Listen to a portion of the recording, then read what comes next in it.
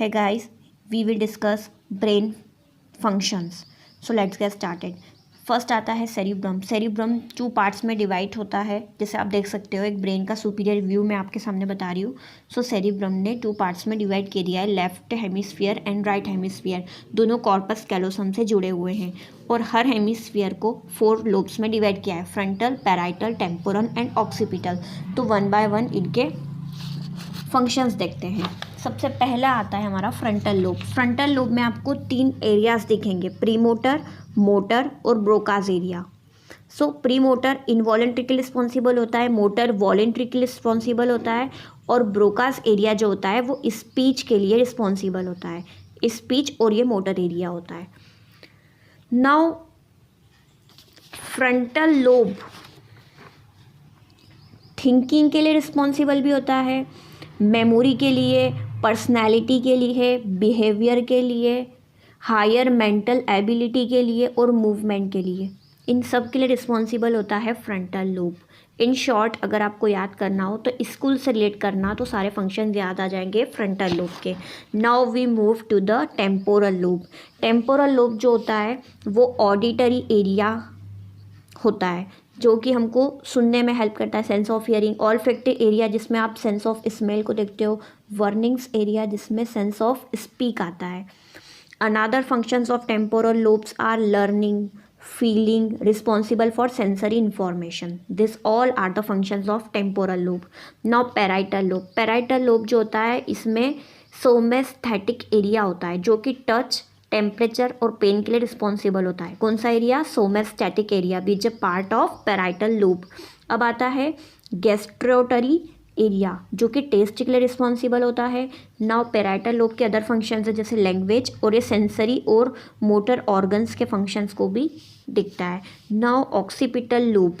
Occipital lobe जो कि vision, site के लिए रिस्पॉन्सिबल होता है. विज़न और साइट एक ही टर्म्स है. Now brain stem. Brain stem जो होती है वो ब्रीथिंग के लिए या हार्ट रेट और टेम्परेचर के लिए रिस्पॉन्सिबल होती है. नाउ पोन्स. पोन्स को आप पॉन्ड की तरह देखना. एक पॉन्ड है जिसमें हम रिलैक्स कर रहे हैं. सो क्या हमको ऑक्सीजन अच्छी मिलेगी? So it is a respiratory centre. एक और नाम दिया जाता है पोन्स को, एपनॉस्टिक सेंटर और न्यूमोटैक्सिक सेंटर जो कि फंक्शंस को कम कर देता है. किसके फंक्शंस को कम करता है? रेस्पिरेटरी रिदम सेंटर के फंक्शंस को कम कर देता है. इसलिए पोन्स को न्यूमोटैक्सिक सेंटर या फिर एपनॉस्टिक सेंटर भी कहा जाता है. पोन्स क्या करता है? रिले करता है इंफॉर्मेशन को between cerebral cortex and cerebellum. Now hypothalamus. Hypothalamus क्या करता है? न्यूरो एंडोक्राइन फंक्शंस को रेगुलेट करता है, बॉडी टेम्परेचर को रेगुलेट करता है, हंगर थ्रस्ट को रेगुलेट करता है, स्लीपिंग, मेमोरी और सेक्स ड्राइविंग. इन सब के अंडर कौन आता है? हाइपोथैलेमस. Now medulla. मेड्यूला का जो मी है वो बोल रहा है रोबोट, तो मैं रोबोट की तरह ऑटोमेटिक काम करना स्टार्ट कर देता हूँ. ये ट्रिक है. So medulla automatic activity, respiratory rhythm centre कहा जाता है मेड्यूला को, respiratory rhythm centre. Now thalamus. Thalamus में जो एम और एस है वो बता रहा है सेंसरी और मोटर न्यूरॉन्स इसमें होते हैं. ये गेट कीपर ऑफ ब्रेन होता है. कौन? थैलेमस. इसको इस तरीके से देखना कि एक गेट पे आपको थैला घुस गया. सो gate keeper of brain. Now thalamus जो होता है ये भी एक रिले करता है सेंसरी इंफॉर्मेशन को to cerebral cortex. Thalamus relay information, which information? sensory information to cerebral cortex. now cerebellum. cerebellum जो होता है वो बैलेंसिंग, पोस्चर, कंट्रोलिंग और कोऑर्डिनेट फाइन मसल मूवमेंट को कंट्रोल करता है, कोऑर्डिनेट करता है. और सेरिबेलम को कीमोसेंसिटिव एरिया भी कहा जाता है.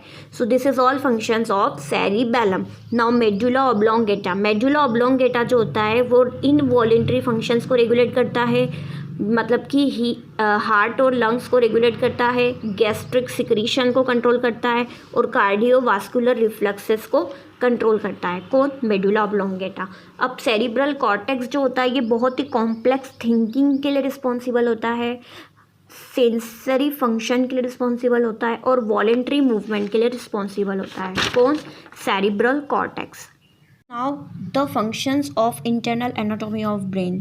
सबसे पहले हम कॉर्पस कैलोसम देखेंगे। कॉर्पस कैलोसम जो कि दो हेमिस्फीयर को ज्वाइन करता है, ये क्या करता है, इन्फॉर्मेशन को करता है कैरी, मतलब relay information between two cerebral hemisphere via corpus callosum. So septum, septum क्या होता है, ये इन्फ्लुएंस करता है एंगर और फियर के लिए। नाउ एमिगडाला, एमिगडाला क्या होता है, फ्लाइट और फाइट सेंटर होता है जो कि influence anger and aggregation.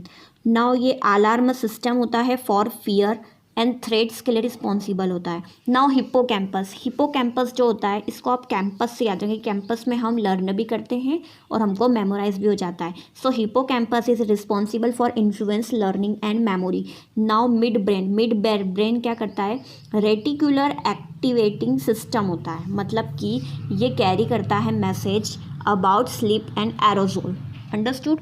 Now spinal cord क्या करती है, relay nerve impulse between brain and rest of the body and also control simple reflexes. Now limbic system plus hypothalamus, ये दोनों मिलकर क्या करते हैं, motivation, automatic activity, sexual behaviour, emotion और ऑल्फैक्शन की तरह वर्क करते हैं। कौन, लिम्बिक सिस्टम और हाइपोथैलेमस।